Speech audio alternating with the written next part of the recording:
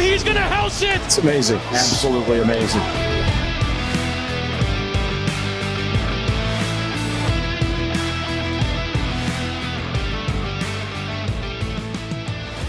What's going on, everybody, and welcome to another Angle of Pursuit podcast, your fantasy football, sports betting, and NASCAR home. I'm your host, Kyle Robert. You follow me on Twitter at Notorious KRO. Joining me to break down, Brian, it's Brian Twining. It's Greasy Rules 14 on Twitter. It's week 2 of the NFL schedule. We're on the cusp of Thursday night, which shouts to the NFL for reminding us just how garbage Thursday night games can be. And yet, here I am, Brian, extremely excited about the potential of this game. I really want to watch the Giants because I'm, with my words, far too invested in this team. I have a couple of shares of Saquon, so we'll see how that goes. But how's everything going on your end? Everything is great, man. Last week's card went really well, minus Lamar not getting that damn second passing touchdown on Monday night. There was numerous opportunities. Lat jacked a touchdown by Tyson Williams.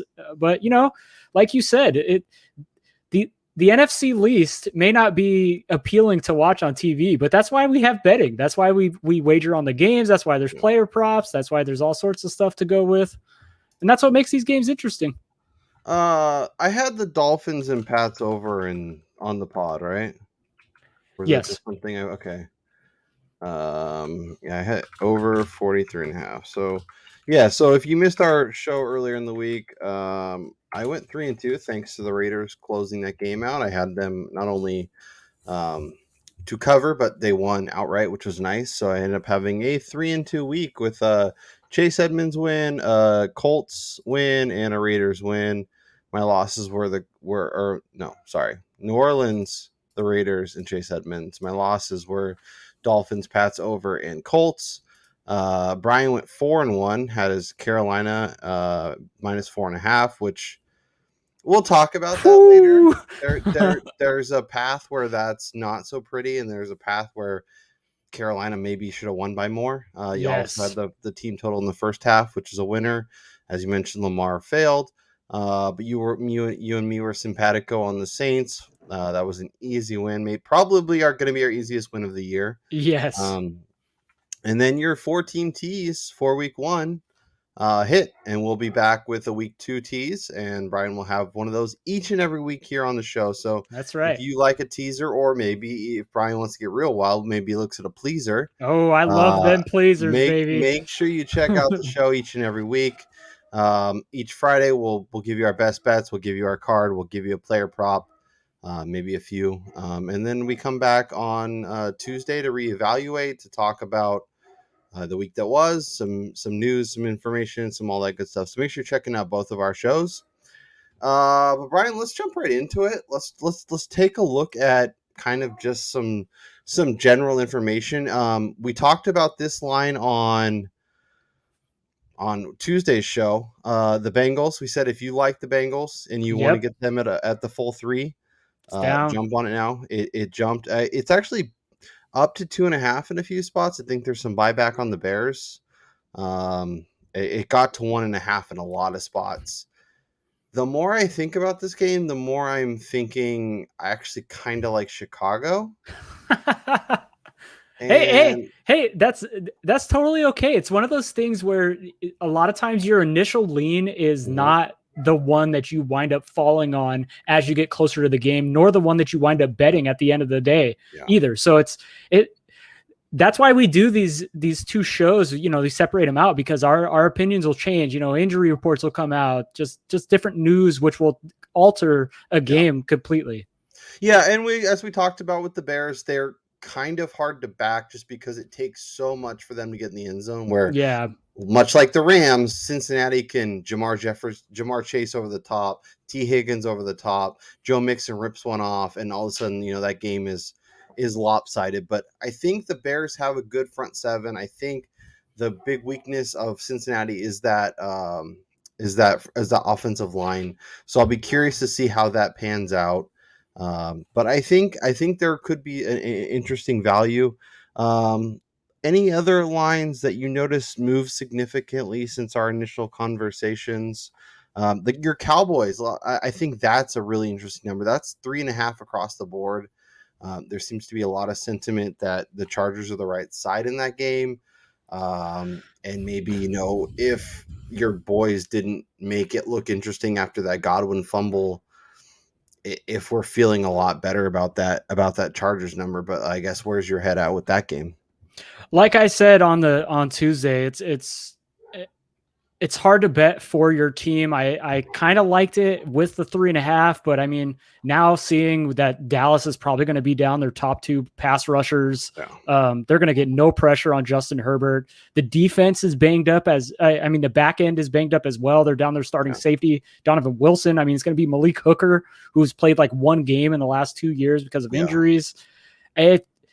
It's really hard to get on Dallas with that number. I think that's a team. I do not have them in my pleaser, but if this gets up to 4 and you could tease that up to double digits, I think there's almost no possible way Dallas loses by double figures with how good their offense is. So, yeah, I'm not going to get quite as aggressive, but I can definitely see where your head's at. The one thing I will say is with that game against Washington, their front 7 was incredible, and the Chargers were still able to do stuff on offense. We're still able to block it up between the free agent additions and the rookie that they added from Northwestern. So there is serious cause for concern. Also, a healthy Austin Eckler, I think, is interesting. The Chiefs line has moved aggressively. It's already up to 3.5 as a road favorite. If it gets to like 4 or 4.5, I might have to just take a piece of that Baltimore team. We talked about it. Like they like to win, but they don't necessarily cover. And on the road, I know Lamar and that team, are coming off an overtime loss on the road. Now they come back across the country and they're down to more pieces and they're dealing with a bunch of injuries. But I feel like that's an aggressive move based on 1 game. I mean, I can definitely see that sentiment for that game. But again, I mean, we're looking at a Baltimore Ravens team who is just ravaged with injuries right now, not just in the backfield, but Ronnie Stanley, he missed practice again today. And just remind everybody, we're recording this on Thursday night. Yep. Jimmy Smith didn't practice again today. Oh, and didn't they lose another offensive lineman in the game against Oakland? So they might be down 2 more offensive linemen. One of their starting safeties also got hurt and is likely to miss this week. And you're looking at a Kansas City team who did not look very good in the first half against Cleveland and then turned it on. And we saw the Chiefs that we all expected.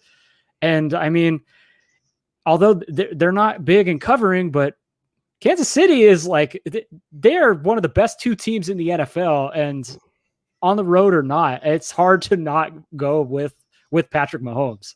For sure. Let's jump into our best bets, and we each have 3, and then we'll hit Brian's teaser. We'll hit a couple player props, and then we'll get out of here. Brian, let's talk about a team that we both have a play on. Yes. It's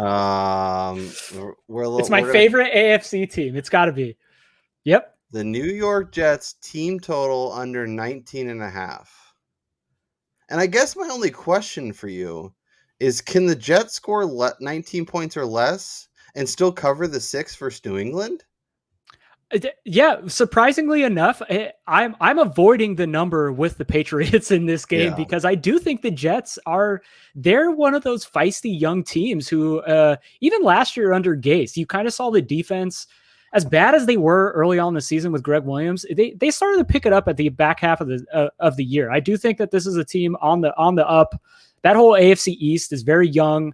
They're full of talented players. I think the Jets are going to keep this game surprisingly close. I mean, we saw them keep it kind of close with Carolina last week as well. And Carolina, I thought they were just going to crush them. And the Jets looked really good. Zach Wilson looked really good. I just don't think the Jets are going to be able to move the ball against the Patriots. I think this is going to be a very methodical game. I think New England is just going to grind it out. Probably one of those 20 to 14 games. One of those weird scores, 18 to 13 or some crap. But yeah, So here's my concern going with the Jets plus the 6. I think it is too many points. I don't, based on what I saw from the Patriots last week, I'm not enamored with what they're doing offensively. Mm-hmm. My concern comes on the defensive side of the ball. Bill Belichick versus a rookie quarterback who just lost Mekhi Becton for the season with his left tackle done. Um, I'm still optimistic about this offense a little bit, but yeah, I just feel like it's too many points, and there is cause for concern. And if you don't want to back a rookie quarterback, starting at home versus Bill Belichick, I would not fault anyone who had that sentiment. This feels like an overreaction based upon a team that I thought looked pretty good, although as we were talking about kind of with your Carolina bet, there's a world where Carolina beats them by a lot more than they did.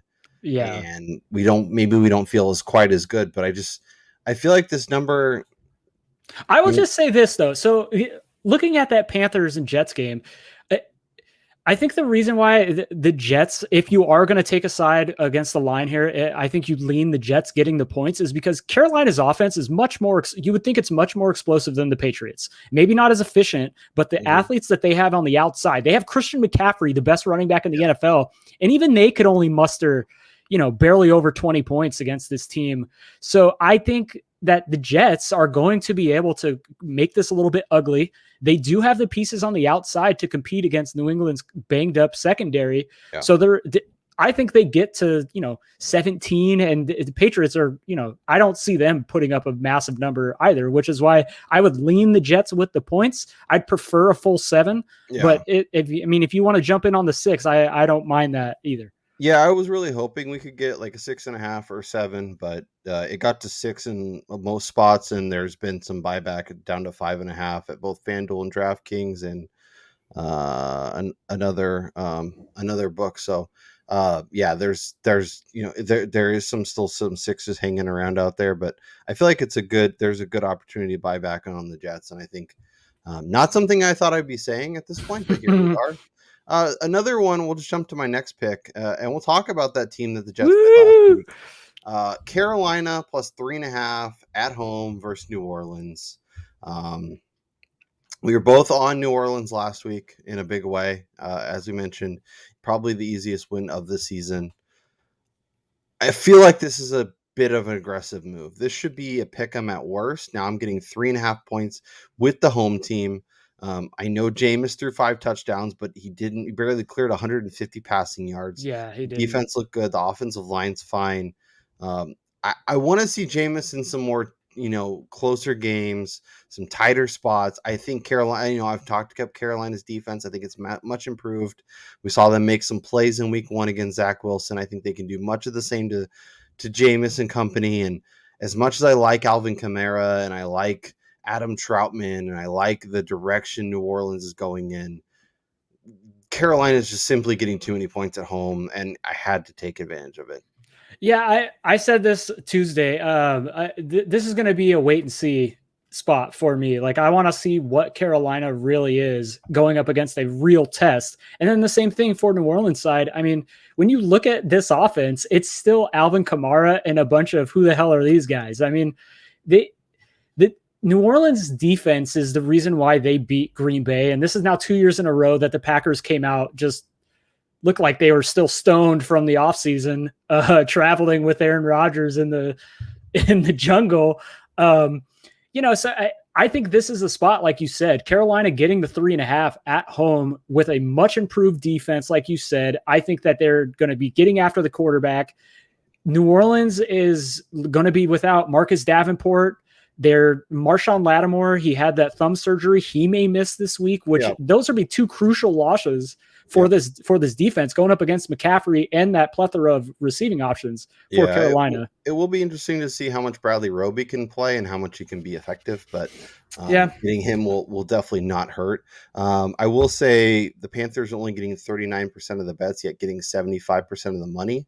With over 13,000 bets. Now, that's not to say blindly fade these or blindly follow these, because I'm also on the Jets, who are getting currently 16% of the bets. There's 16% of us knuckleheads out of the 13,000. And only 9% of the money, 91% of the money is on the Patriots. But when there's 75 or more % of the bets on one team, I like to take the other team just out of principle, because that's how I roll.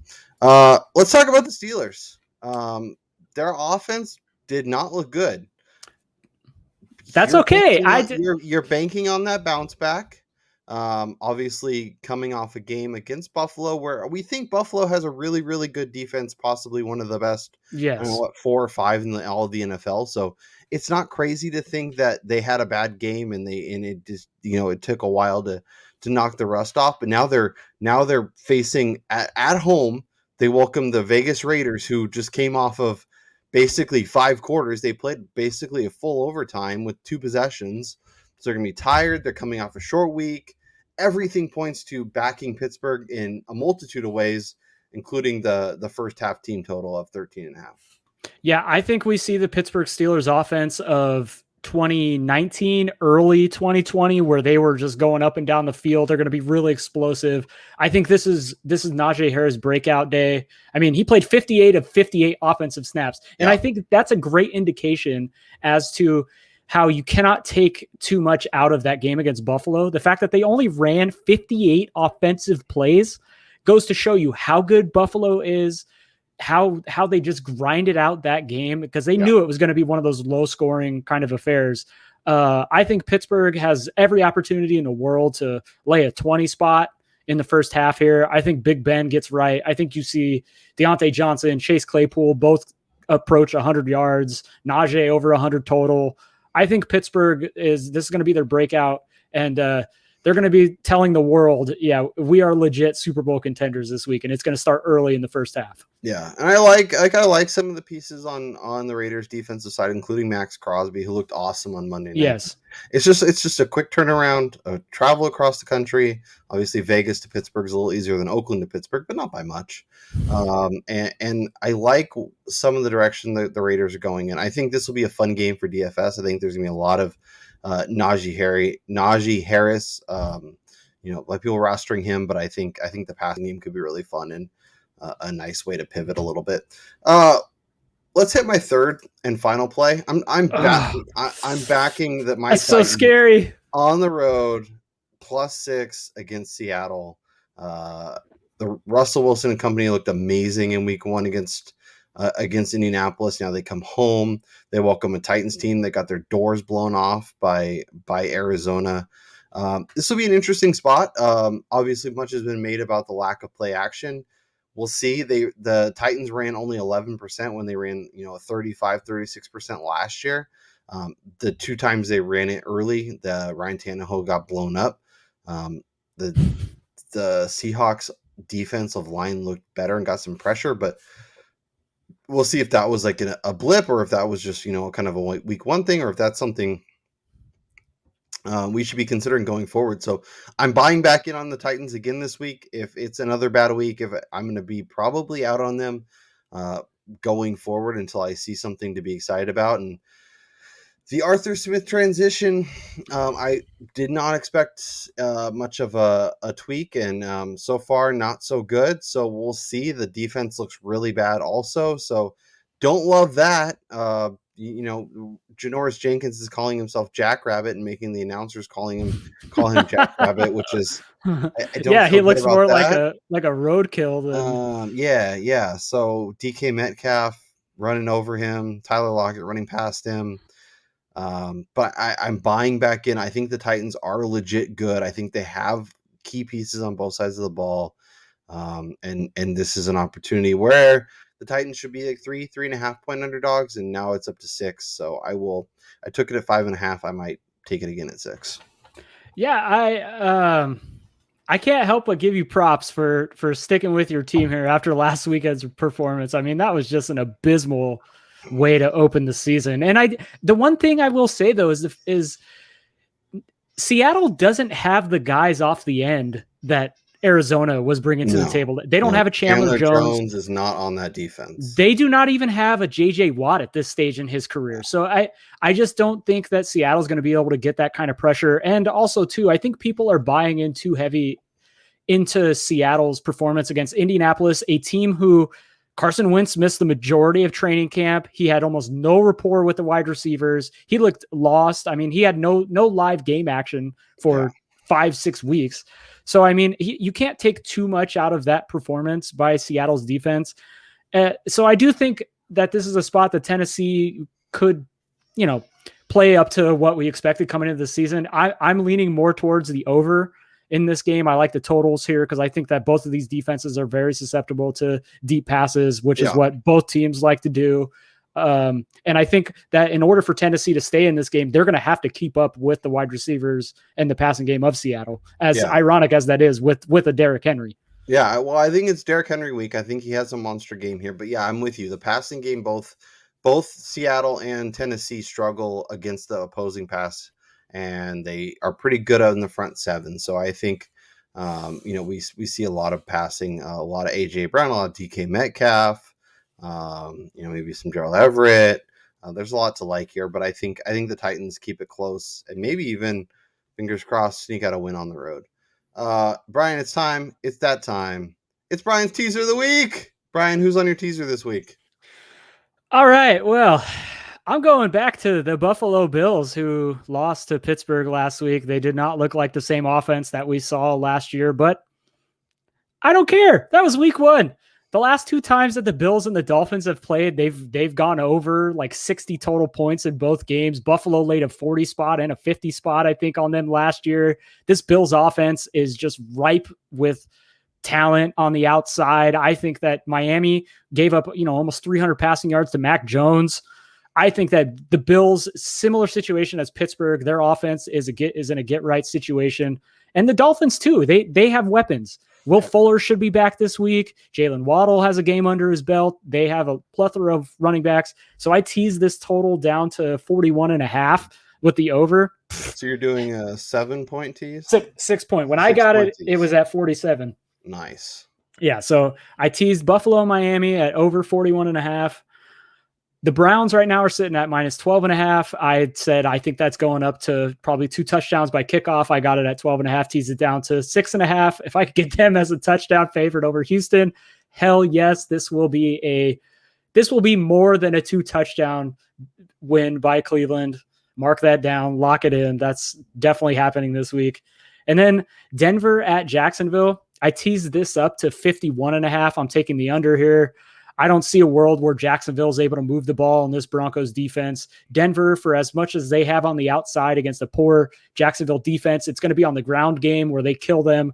They're going to be just like Houston last week. That clock's going to be churning. There's not going to be many opportunities for Jacksonville to score. So this is not hitting over 51. Yeah, I think both teams are going to limit possessions. They're going to run more than you think. And I also think Urban Meyer will release Trevor Lawrence a little bit and allow him to run a little bit more, so we won't see as many forced passes. So there won't be as many possessions for the opposing team. And the final leg? And the final leg is good old Mr. Tom Brady, as you see there in the graphic for the Tampa Bay Buccaneers. I teased this down to 6.5. I think this is up to 13 now. This is the same thing. We'll be up to 2 touchdowns by kickoff on Sunday. Tampa Bay is going to annihilate the Falcons this weekend. They have the highest implied team total this week at 34.5, which is unheard of in the NFL.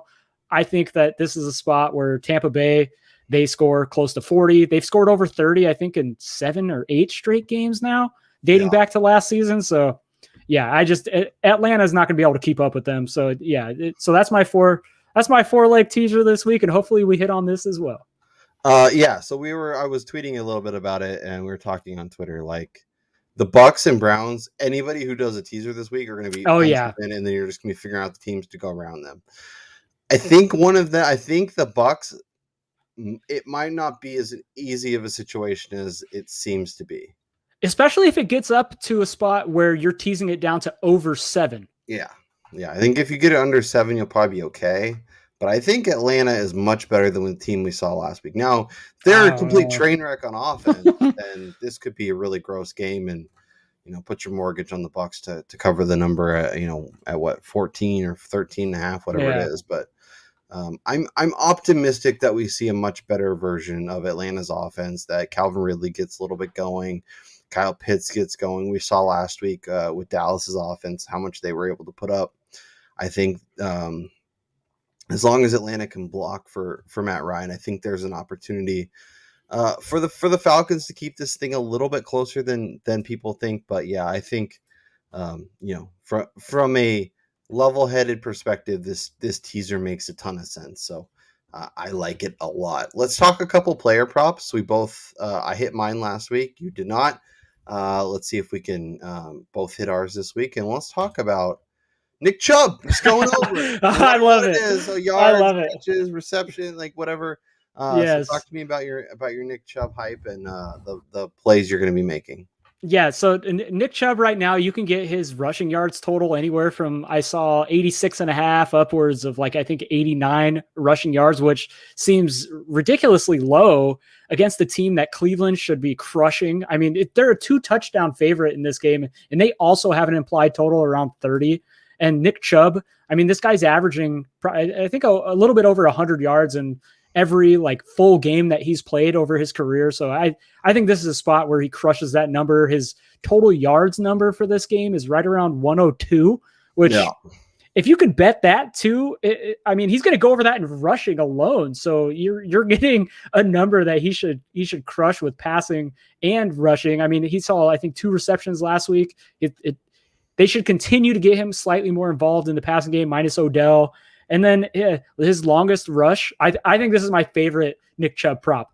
18.5 yards for Nick Chubb's longest rush. This guy is like the king of chunk yard gains. Yeah. And I think he sees multiple carries this weekend against Houston that go over that total. So Nick Chubb rush totals, total yards totals, to score a touchdown. I like him as one of my favorite plays this week to score 2+ TDs. Yeah. I think there's a good chance that happens. So yeah, Nick Chubb is going in every single one of my bets.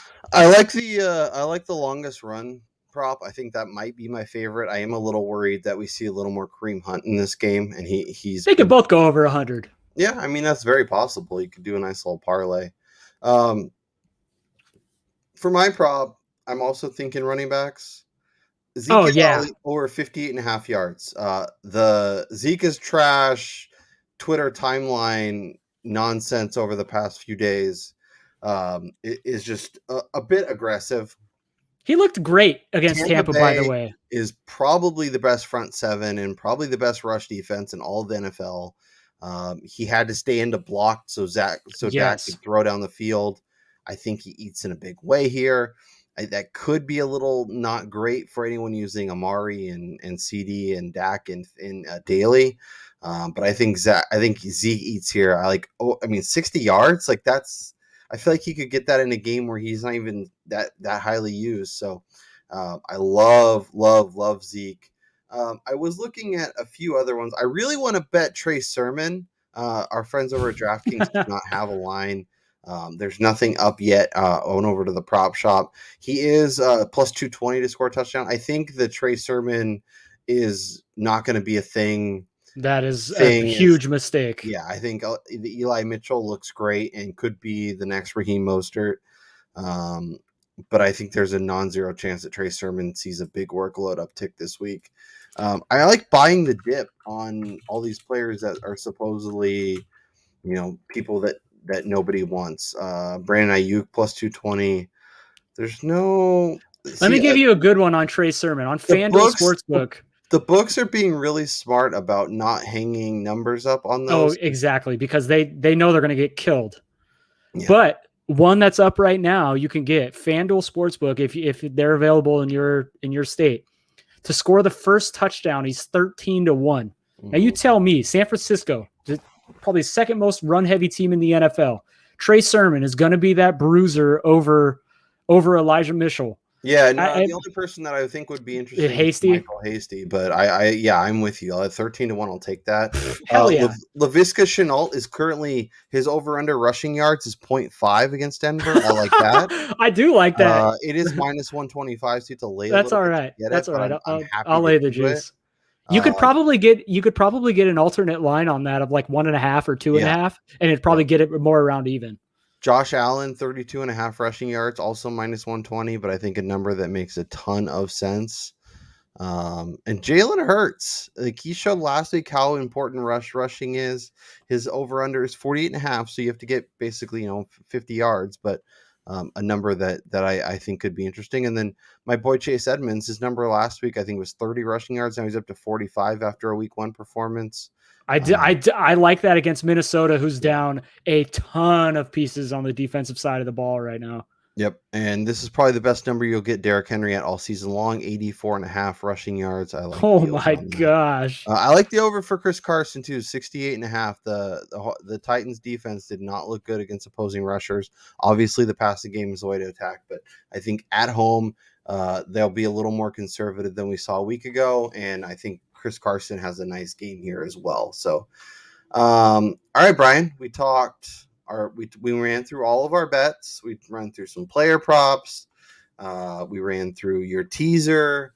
If you had to pick your best bet for week number 2, where are you siding? Well, I kind of live by this mantra of unders are for losers, but my poor little Jets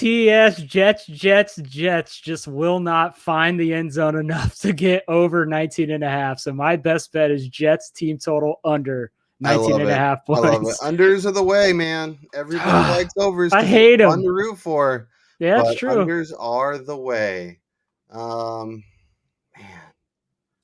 I'm gonna go Carolina. Plus 3.5. I think 2 weeks in a row. I think that's the number. I'm going to go to it. I feel real good about it. I just want to say real quick, you and I both talked up the Panthers as one of those teams who could surprise this season. They got a tough ass schedule, but if they could put some stuff together, this offense is going. I mean, if they cover this and even win against New Orleans, look at. I think if you go back to our best bets show for the win totals and our best bets show for I forget when we talked about it, but maybe it was before week 1. I mentioned that I liked 2 teams to make the playoffs, and they had good numbers. And it was Philadelphia and it was Carolina, and Carolina was a big number. Yeah, Carolina was 2-1. I think Philadelphia was like 175, 185. Those numbers are probably down a little bit. But yeah, I think I'm bullish on both of these teams. So I think there's a lot of opportunity to find some value. So that's week 2 in the books. Let us know down in the comments who you think is the best bet for week number 2. That's Brian Twining. I'm Kyle Robert. Enjoy the NFL slate. Come back and join us on Tuesday when we break it all down and get you set. We look ahead lines, so you might be able to get some better numbers on some of these games. We'll talk to y'all next time.